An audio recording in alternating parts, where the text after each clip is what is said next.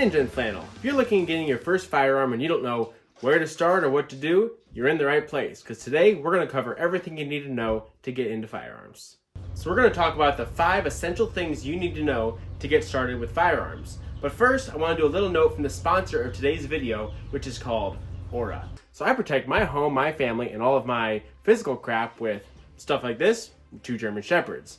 But you could say I'm technologically illiterate when it comes to cyber stuff. So I've been relying on Aura for all of that. So what Aura does is they do identity theft protection, financial fraud protection, virus protection, and you get a VPN on your phone, which is pretty cool.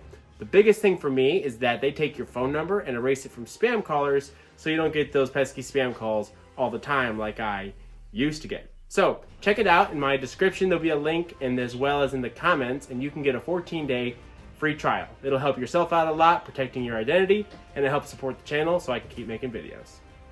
Number 1, should you buy a pistol or a rifle? Now, I would recommend buying one of each because they go together quite well. But in a nutshell, if you ever plan on carrying it and for self-defense, getting a concealed carry permit in whatever state you're in, you go with a pistol because obviously this is not going to fit on you very well. So that answers that question. But if it's just for home defense, I would recommend a rifle because really, to use them properly, the length doesn't affect it that much. You're going to be about this length if you pay attention to where the end is at the proper posture. If you're using a pistol, not that much different. It seems shorter, but you have to push a pistol out further. So that next to a rifle is actually not that much shorter when using properly.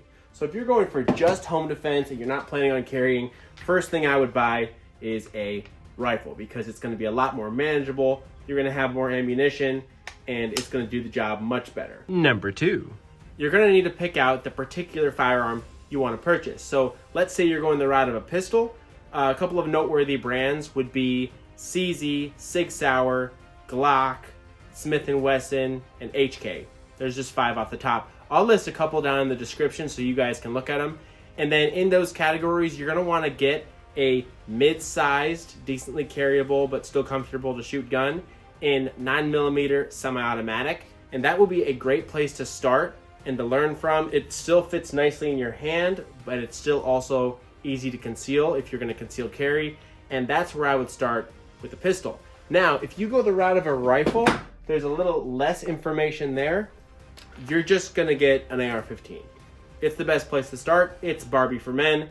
You can do anything you want with these. There is just a never-ending list of aftermarket equipment, upgrades, and different types of things you can do with the AR-15. But you got to watch your state laws because everywhere is a little different. Number 3, accessories. After you get your first firearm, you're going to realize the internet is full of parts and accessories, and it can be a bit confusing. So we'll start with pistol. For pistols, they come with iron sights, they come with mags. So really, all you need is a flashlight, very important because everything bad happens at night and in the dark, a holster so you can carry it, and a cleaning kit. And you're ready to rock with your pistol. That's really all you need aside from ammo. Now, rifle, on the other hand, there can be more, but you don't have to get that crazy. So same deal, you need a flashlight because once again, everything bad happens at night, and you need a red dot. Now the pistol comes with iron sights, your rifle most likely will not come with sights. So this is a prism optic by Primary Arms that I really like, but I also use red dots as well on a lot of stuff, and I would recommend you start with a good red dot, most likely in like 2 MOA. There's room for discussion there, but I prefer a 2 MOA red dot. And on that note, you don't want to go on Amazon and buy the first $40 one you see. You want to get a decent one. You want to spend at least $200, and I hate to say it, but that's still on the cheaper end, but $200 will work just fine. This one was actually exactly $200 when I bought it. It might be cheaper now. That's the Vortex Spark AR. And there's some good budget brands to start. Vortex, Holosun, Primary Arms, and they actually function quite well. I've never had a problem with one, but you're gonna wanna get a good optic to start.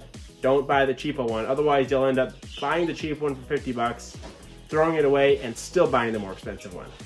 So don't skimp out there. So pretty much, yeah, to start, flashlight, and optic. If you have any additional questions on the different type of accessories that are good, different brands, which one to buy, drop a comment. I'll try to answer as many as I can. If I get enough comments there, maybe I'll make another video. I can send you links or whatever you need for whatever equipment you're looking for that is most likely trustworthy. So let me know. Side note, if you think that you hear baby chickens in the background, you'd be correct. Say hi to Matilda.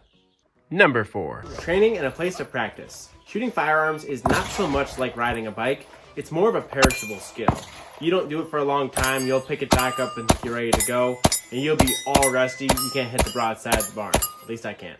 So it's something that you need to shoot. I would say for a non-competitive shooter of any kind, you should probably shoot quarterly, at least 4 times a year, just to stay brushed up on your accuracy, the function of your firearm, keep your muscle memory up to date. And I'd say, personally, I would say about 4 times a year would do it with pistol and or rifle.